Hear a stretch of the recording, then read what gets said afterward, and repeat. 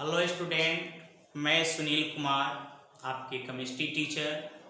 आज नोमेनक्लेचर आपको यूट्यूब पर पढ़ाने जा रहे हैं, क्योंकि नोमेनक्लेचर 11th क्लास में भी पढ़ना है और 12th क्लास में भी 4 चैप्टर ऑर्गेनिक में दिया हुआ है थोड़ा थोड़ा। जब तक आप नोमेनक्लेचर नहीं पढ़ेंगे, ऑर्गेनिक पढ़ने में अनेकों प्रकार के आपको प्रॉब्लम आएगा, समस्या आएगा, क्योंकि जब तक आप किसी भी कंपाउंड का नाम नहीं जानेंगे तब तक उसको पढ़ने में समझने में बहुत सारे कठिनाई होगा। इसलिए नोमेनक्लेचर आपको पढ़ने से बहुत सारे कंपाउंड का आप नाम लिखना जान जाएंगे, उसको पहचानना जान जाएंगे, वह कितने टाइप्स के होता है ये जान जाएंगे। इसलिए नोमेनक्लेचर आपके लिए बहुत इम्पोर्टेंट है। तो नोमेनक्लेचर ऑर्गेनिक केमिस्ट्री का पार्ट होता है। तो सबसे पहले हम लोग ऑर्गेनिक केमिस्ट्री में नोमेनक्लेचर के बारे में जानेंगे। तो नोमेनक्लेचर में सबसे पहला वर्ड हम लोग जानते हैं कि सबसे पहले वर्ड आता है, पहले तो हम ऑर्गेनिक केमिस्ट्री लिख देते हैं, आपका organic chemistry.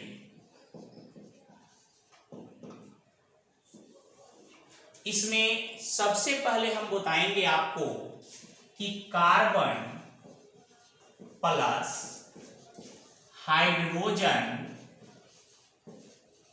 Carbon plus hydrogen, जब कार्बन और हाइड्रोजन कंबाइंड करता है, आपस में मिलता है, तो बनता है हाइड्रोकार्बन।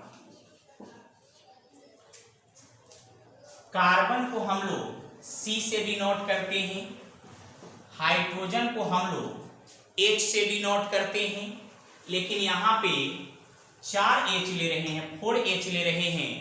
इसलिए लेते हैं क्योंकि कार्बन का जो वैलेंसी होता है वह 4 होता है। अगर कार्बन का वैलेंसी 3 होता तो हम यहाँ पे 3H लेते। कार्बन का वैलेंसी 4 होता है, इसलिए हम 4H लेंगे। तो कार्बन को हम लोग C से, हाइड्रोजन को H से, लेकिन 4H लिए हैं क्योंकि कार्बन का वैलेंसी 4 होता है। जब ये दोनों मिलेगा तो बनेगा CH4। इस CH4 को हम कहेंगे हाइड्रोकार्बन। ऐसे आगे चल के बताएंगे इसका नाम मीथेन होगा। तो ये कार्बन और हाइड्रोजन के मिलने से बना, इसलिए इसका नाम हाइड्रोकार्बन। तो सबसे पहले हम लोग हाइड्रोकार्बन का डेफिनेशन लिखेंगे। हाइड्रोकार्बन हम लोग किसे कहते हैं, हाइड्रोकार्बन का क्या डेफिनेशन, तो लिखेंगे कि द कंपाउंड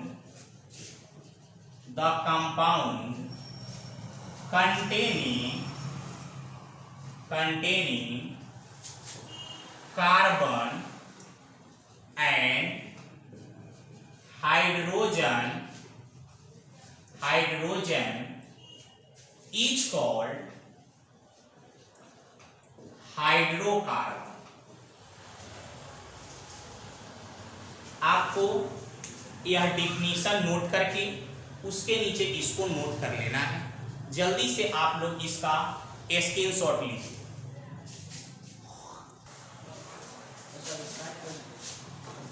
ध्यान दीजिए, अभी हम आपको बताए हैं कि कार्बन प्लस हाइड्रोजन ये जब आपस में मिला है तो बना है हाइड्रोकार्बन।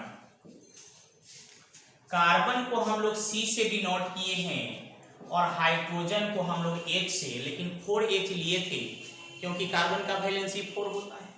ये दोनों कंबाइंड हुआ तो बना CH4। इस CH4 को हम लोग हाइड्रोकार्बन कहेंगे। इस हाइड्रोकार्बन में से हम लोग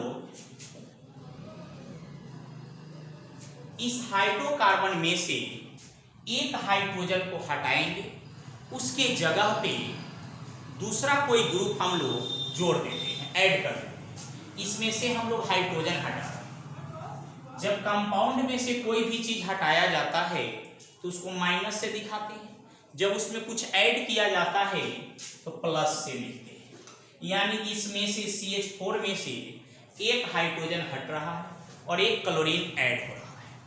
तो यहाँ से एक हाइड्रोजन जब हटेगा तो यहाँ CH3 ऐड हुआ Cl, तो क्या हो जाएगा CH3Cl। इसको ऐसे भी लिख सकते हैं और इसको ऐसे भी लिखा जा सकता है। इसको माइनस न पढ़ के बॉन्ड पढ़ना है, CH3 bond Cl।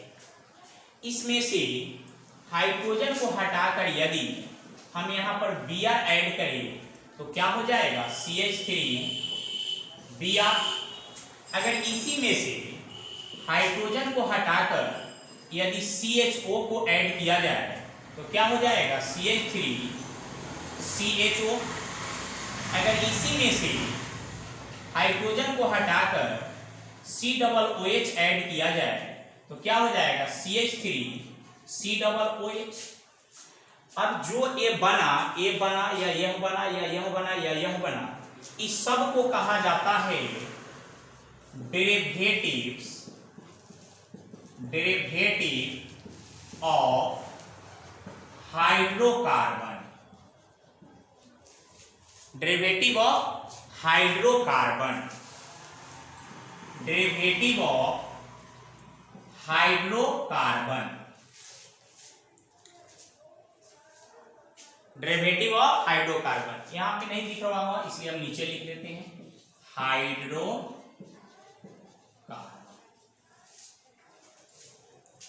Derivative of hydrocarbon. अब हम लोग थोड़ा सा ध्यान देंगे इसमें, ये ध्यान देना है कि हम लोग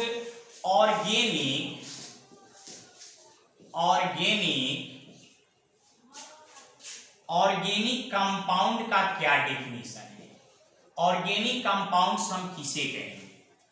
ऑर्गेनिक कंपाउंड्स को हिंदी में कार्बनिक यौगिक कहा जाता है।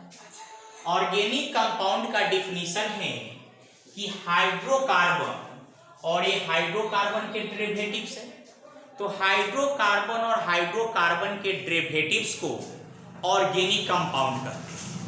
हाइड्रोकार्बन और हाइड्रोकार्बन के जो ये डेरिवेटिव्स है उसी को ऑर्गेनिक कंपाउंड कहते हैं। समझ में आ गया होगा कि हाइड्रोकार्बन किसको बोले, CH4 को, और डेरिवेटिव्स ये सब है। तो हाइड्रोकार्बन और हाइड्रोकार्बन के जो डेरिवेटिव्स होते हैं उसे हम लोग ऑर्गेनिक कंपाउंड करते हैं। जैसे हम डिफिनीशन लिखेंगे कि the hydrocarbon and this derivative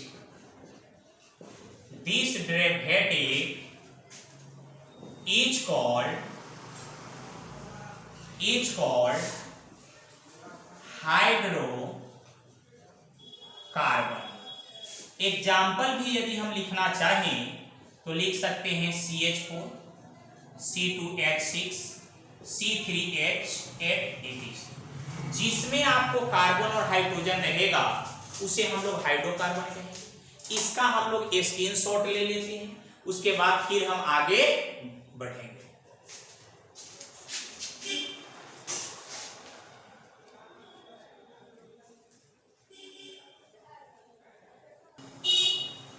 अभी हम लोग जाने हैं कि ऑर्गेनिक कंपाउंड का definition.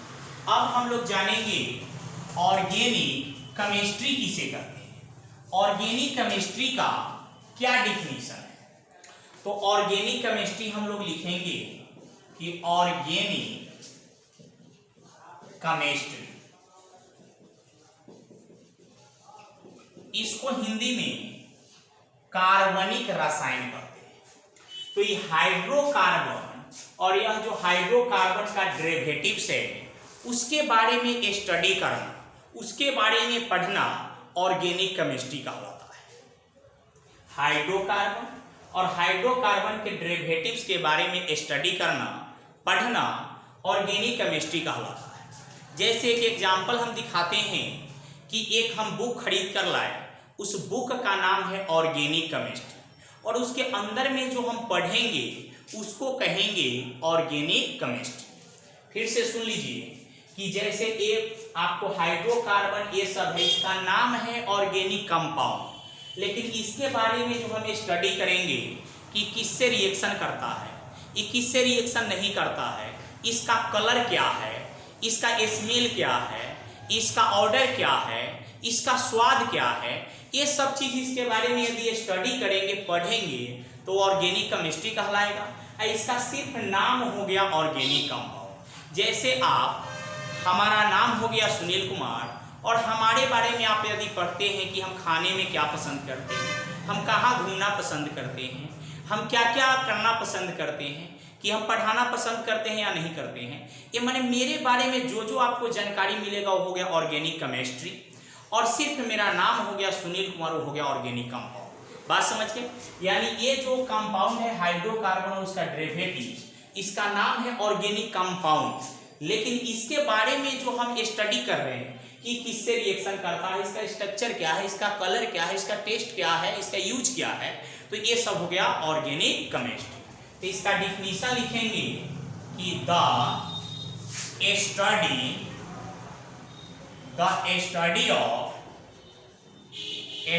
Of hydrocarbon and this derivatives is called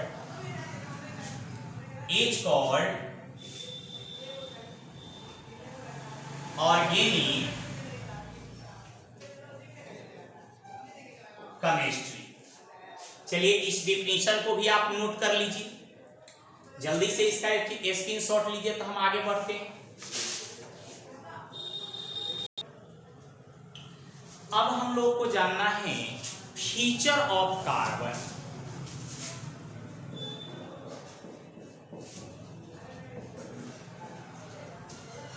feature of carbon, feature माने विशेषता होता है, कार्बन का क्या क्या विशेषता है, कार्बन के क्या क्या फीचर है, उसके बारे में हम लोगों को जानना है।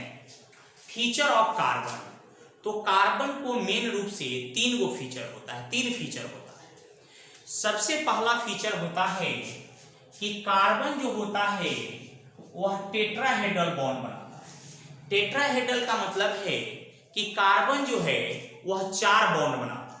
कार्बन जो है वह 4 बॉन्ड बनाता है, और जो 4 बॉन्ड बनाता है उसको हम लोग बोलते हैं टेट्राहेड्रल। सेकेंड है आपका catenation.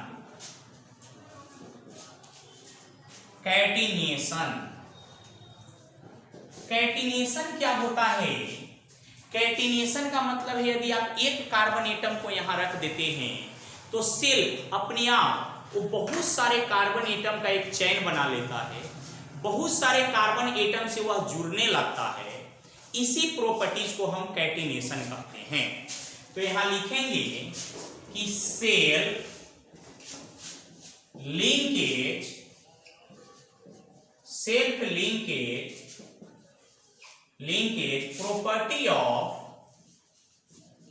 Property of carbon atom is called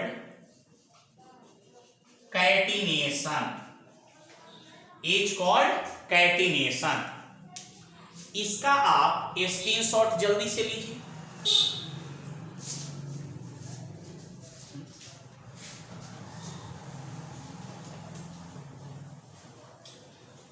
इस फिगर के नीचे में बोर्ड पे जगह नहीं है, इसके नीचे एक आपको फिगर बनाना है। इसके नीचे जो आप नोट किए हैं इसके नीचे में एक फिगर बनाना है कि यह एक कार्बन एटम रख दिए, यह एक कार्बन का चेन बनाने लगता है।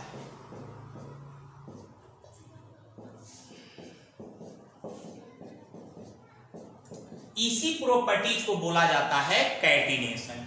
इसके नीचे इसको लिखना है, एक फिगर इसके नीचे बना लेना है। एक कार्बन एटम रखे, वो बहुत सारे कार्बन एटम का चेन बनाने लगा, इसी को हम लोग कैटिनेशन कहते हैं। चलिए इसको जल्दी से नोट कर लीजिए।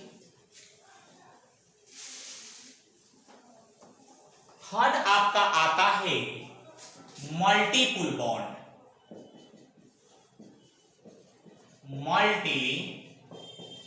मल्टीपुल बॉन्ड, मल्टी माने क्या होता है? मल्टी माने होता है बहुत सारा। मल्टी माने क्या होता है? बहुत सारा। जैसे हम एक कलर का शर्ट पहने हुए हैं तो यह मल्टी कलर में है। कोई एक से ज्यादा कलर का यदि शर्ट पहने हुआ है तो वह मल्टी कलर कहलाएगा। कोई कंपनी एक से ज्यादा देश में है तो मल्टीनेशनल कंपनी कहलाएगा। कोई यदि एक से ज्यादा किस्म के सब्जी खा रहा है तो मल्टी सब्जी कहलाएगा। मतलब एक से ज्यादा जो होता है वो मल्टी कहलाता है। तो कार्बन भी जो होता है एक से अधिक प्रकार का बॉन्ड बनाता है, यानी कार्बन और कार्बन के बीच सिंगल बॉन्ड भी कार्बन बनाता है। सेकेंड, कार्बन और कार्बन के बीच डबल बॉन्ड भी यह बनाता है। और थर्ड, कार्बन कार्बन के बीच ट्रिपल बॉन्ड भी यह बनाता है। तो ये दोनों जो हुआ इसको हम लोग मल्टीपल बॉन्ड नहीं कहेंगे। एक कलर के शॉर्ट को मल्टीपल कलर शॉर्ट नहीं बोल सकते हैं, एक से ज्यादा को बोलते हैं। तो एक से ज्यादा बॉन्ड इस और इसमें है तो ई कहलाएगा मल्टीपल बॉन्ड। तो हम लोग फीचर ऑफ कार्बन पढ़े हैं। कार्बन का क्या फीचर है? तो कार्बन के 3 फीचर होता है। पहला हुआ कि कार्बन 4 बॉन्ड बनाता है, 4 बॉन्ड बनाता है उसे टेट्राहेड्रल कहते हैं। सेकेंड हुआ कैटिनेशन। कैटिनेशन का मतलब हुआ एक कार्बन एटम को रखने पर वो बहुत सारे कार्बन एटम के साथ सर्किल बनाने लगता है, जुड़ने लगता है, उसे हम लोग कैटिनेशन कहते हैं। थर्ड आपका आया मल्टीपल बॉन्ड। मल्टीपल बॉन्ड का मतलब होता है एक से अधिक बॉन्ड बनाता है, उसे मल्टीपल कहते हैं। कार्बन एक से अधिक प्रकार के बॉन्ड बनाता है तो ये मल्टीपल बॉन्ड हुआ। जल्दी इसका स्क्रीनशॉट लीजिए फिर हम आगे बढ़ते हैं।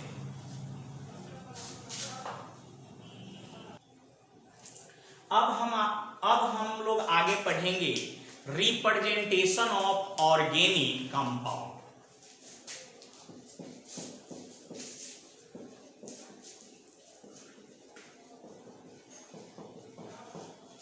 Representation of organic compounds. तो ऑर्गेनिक कंपाउंड को रिप्रेजेंट्स करने का 3 तरीका बना हुआ है। रिप्रेजेंट्स मतलब होता है प्रस्तुत करना। तो ऑर्गेनिक कंपाउंड को रिप्रेजेंट्स करने का 3 तरीका बना हुआ है, जिसमें फर्स्ट तरीका है structural formula. Structural formula. Second आपका होता है bond line formula. Bond line formula. और थर्ड आपका होता है कंडेंस्ड फार्मूला। तो आपको ऑर्गेनिक केमिस्ट्री को या ऑर्गेनिक कंपाउंड को रिप्रेजेंट करने का 3 मेथड बना हुआ है। पहला स्ट्रक्चरल फार्मूला, सेकेंड है बॉन्ड लाइन फार्मूला और थर्ड है आपका कंडेंस्ड फार्मूला। अब हम इस तीनों को समझेंगे यहां पर बारी बारी से। जैसे एक सवाल आपको दिया गया,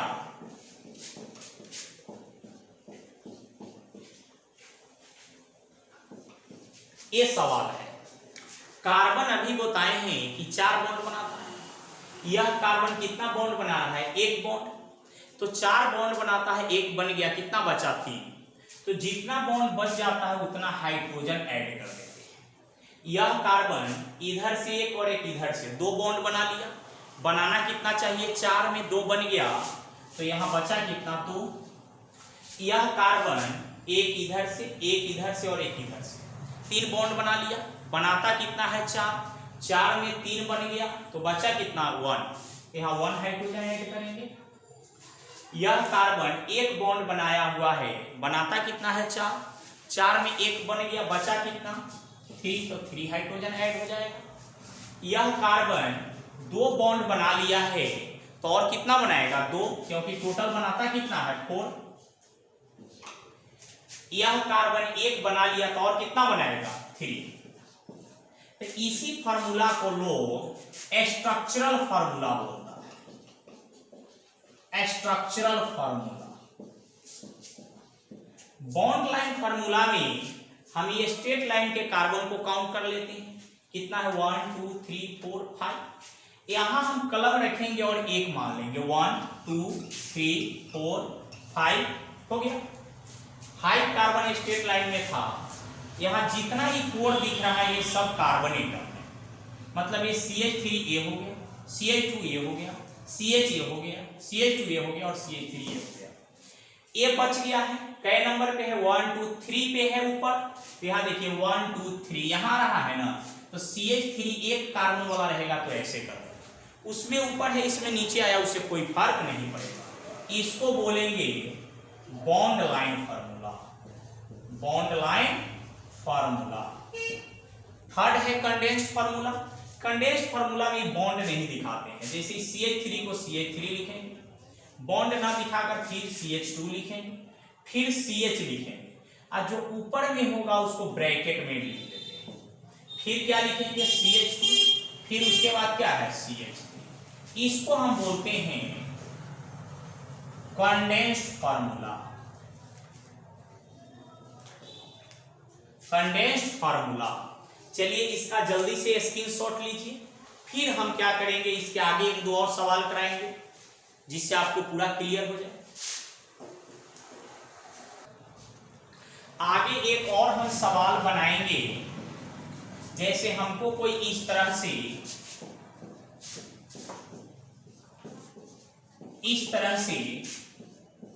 सवाल दे दिया, कहे कि इसका स्ट्रक्चर फार्मूला लिखकर दिखाइए, बॉन्ड लाइन फार्मूला लिखकर दिखाइए और एक कंडेंस्ड फार्मूला लिखकर दिखाइए।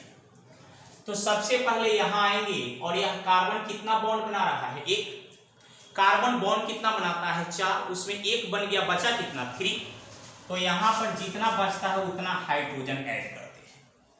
ए वाला कार्बन 2 बॉन्ड बना लिया है दोनों तरफ से, तो 4 में 2 बन गया तो बचा कितना 2, तो यहाँ 2 हाइड्रोजन हम लोग ऐड कर देंगे। यह कार्बन कितना बनाया है, एक इधर से, एक इधर से और एक इधर से, 3 बॉन्ड बना लिया, तो 4 में 3 बच गया तो बचा कितना 1। यह कार्बन एक बॉन्ड बनाया है, बनाता 4 है, एक बन गया तो बचा कितना 3। यह कार्बन 1 2 3 बना लिया, तो 4 में 3 बन गया तो बचा कितना 1। यह कार्बन एक इधर से और एक इधर से 2 बना लिया तो बचा कितना 2, और यह कार्बन 1 बना लिया तो और कितना बनाएगा 3। यह कार्बन दोनों तरफ से एक एक बना लिया तो और कितना बनाएगा 1 की 2 2। एक कार्बन एक इधर से एक इधर से 2 बना लिया तो 2 और यह कार्बन 1 बनाया है तो 3। यह आपका हो गया स्ट्रक्चरल फार्मूला। अब बॉन्ड लाइन में स्ट्रेट लाइन में काउंट कीजिए कितना कार्बन है, 1 2 3 4 5 6 7 कार्बन है। यहां कलम रखे एक मान लिए 1 2 3 4 5 6 7, काउंट कीजिए 1 2 3 4 5 6 7, 7 कार्बन है। इसके बाद हम लोग क्या करेंगे, इतना हो गया, ए और ए बच गया हुआ है, कै नंबर पे है 1 2 3 नंबर के ऊपर में है, इसमें काउंट कीजिए 1 2 3, यही ना है, एक कार्बन वाला रहेगा तो सीधे कर देंगे, हो गया CH3। यहाँ पे देखिए ई कै पे है 1 2 3 4 के नीचे है, तो 1 2 3 4 ये है, इसमें 2 कार्बन है, तो 2 कार्बन रहेगा तो ऐसे करके ऐसे कर देंगे। ये हो गया आपका bond line formula, bond line formula, ठीक है, ये बॉन्ड लाइन हो गया। कंडेंस्ड यहां पर दिखाते हैं, CH3 को यहां CH3 दिखा देंगे, फिर CH2, फिर CH जो ऊपर में है उसको ब्रैकेट में लिख देना है, फिर उसके बाद में CH, और यहां देखिए इसको काउंट कर लेंगे, एक कार्बन और एक कार्बन, कितना कार्बन है 2 कार्बन है, और हाइड्रोजन 2 और 3 5 हो गया, फिर CH2, फिर CH2 और CH3। इसका नाम होगा कंडेंस्ड फार्मूला, कंडेंस्ड फार्मूला। फिर से इसको समझेंगे, इस CH3 को CH3, CH2 को CH2, CH जो ऊपर में है वो ब्रैकेट में, फिर CH नीचे वाले को जोड़कर लिख दें 1 1 2 कार्बन और 2 और 3 5 हाइड्रोजन ब्रैकेट 1, फिर CH2, फिर CH2 CH3। इसको हम लोग बोल दिए कंडेंस्ड फार्मूला। चलिए इसको नोट कीजिए, जल्दी से स्क्रीनशॉट लीजिए।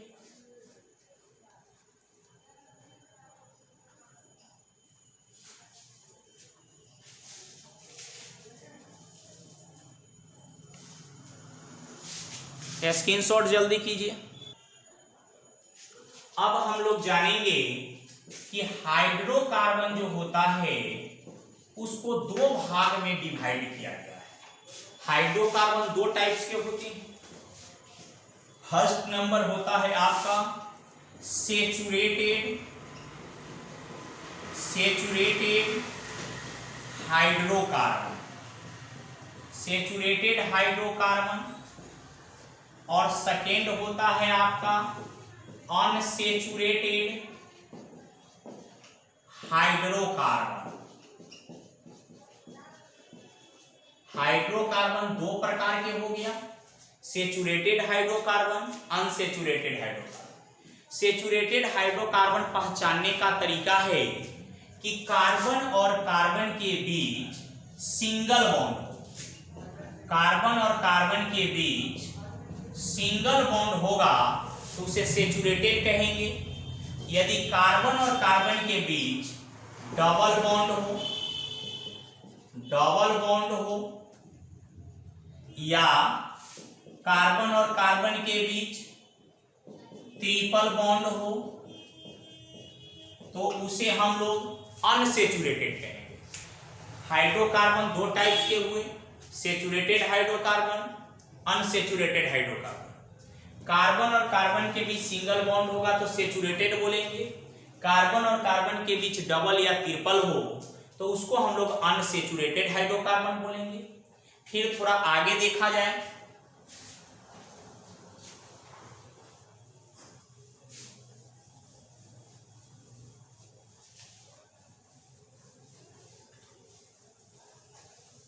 आगे हम लोगों को देखना है कि कार्बन और कार्बन के बीच सिंगल बॉन्ड होता है।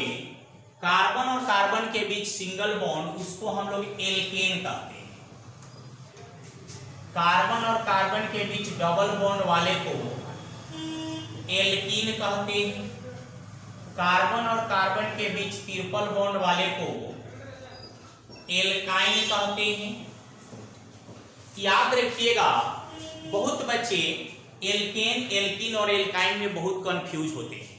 कंफ्यूजन होने का कारण है कि इसमें अधिकांश वर्ड सेम होते हैं, जैसे ए, एल, एल, के, एन, मतलब अंतर इतना ही होता है कि सिंगल वाला में के के बाद ए लिखना है, डबल में के के बाद ई और ट्रिपल में के के बाद वाई, नहीं तो बाकी सभी सेम होता है। देखिए ए एल के, इधर देखिए लास्ट में ई एन। सिर्फ अंतर है कि सिंगल में के के बाद ए लिखेंगे, डबल में के के बाद ई लिखेंगे और ट्रिपल में के के बाद वाई लिखेंगे।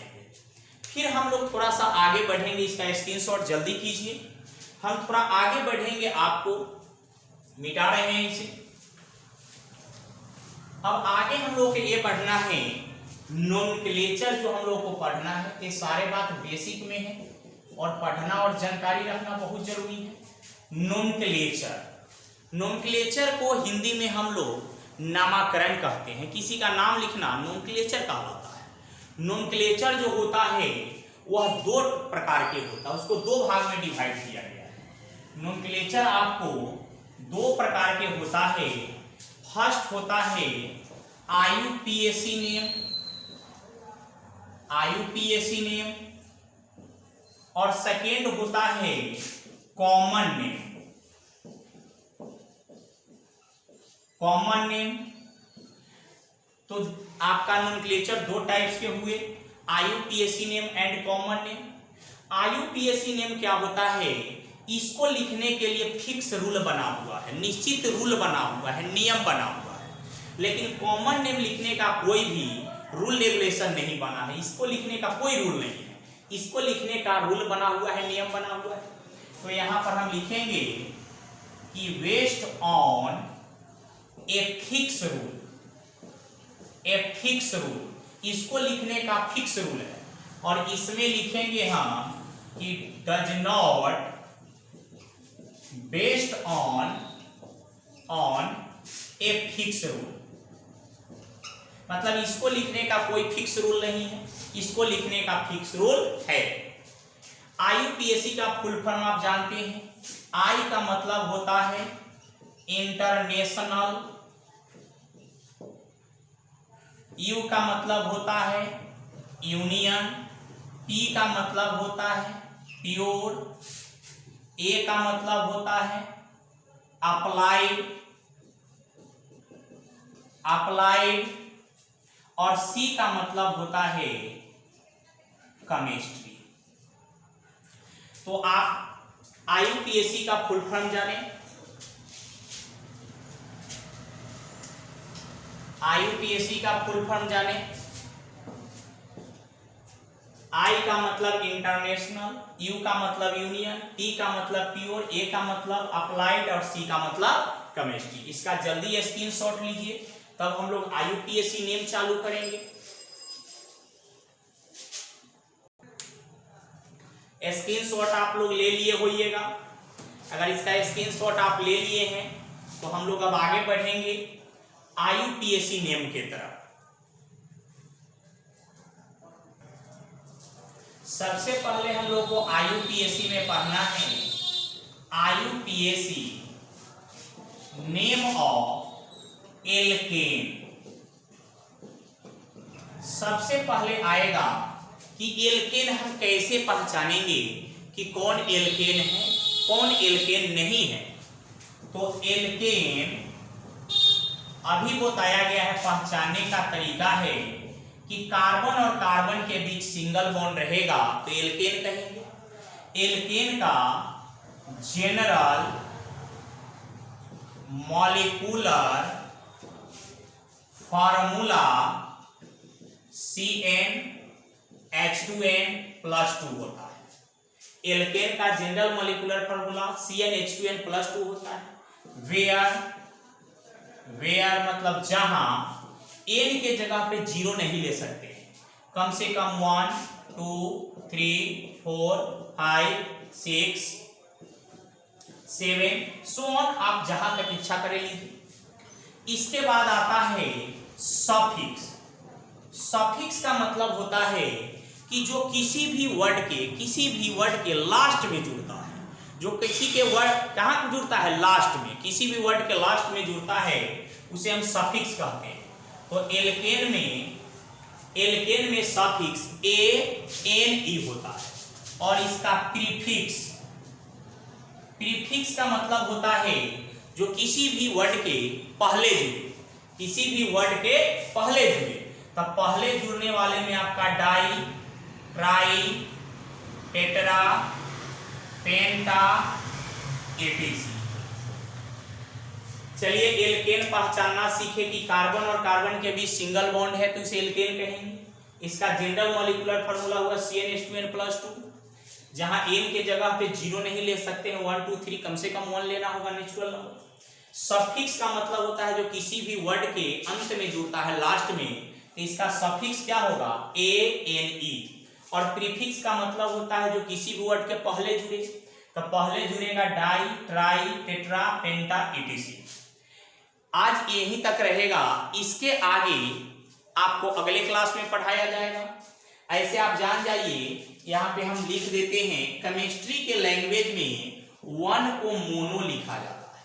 केमिस्ट्री के लैंग्वेज में 1 को मोनो, 2 को डाई, 3 को ट्राई, 4 को टेट्रा, 5 को पेंटा, 6 को हेक्सा, 7 को हेप्टा,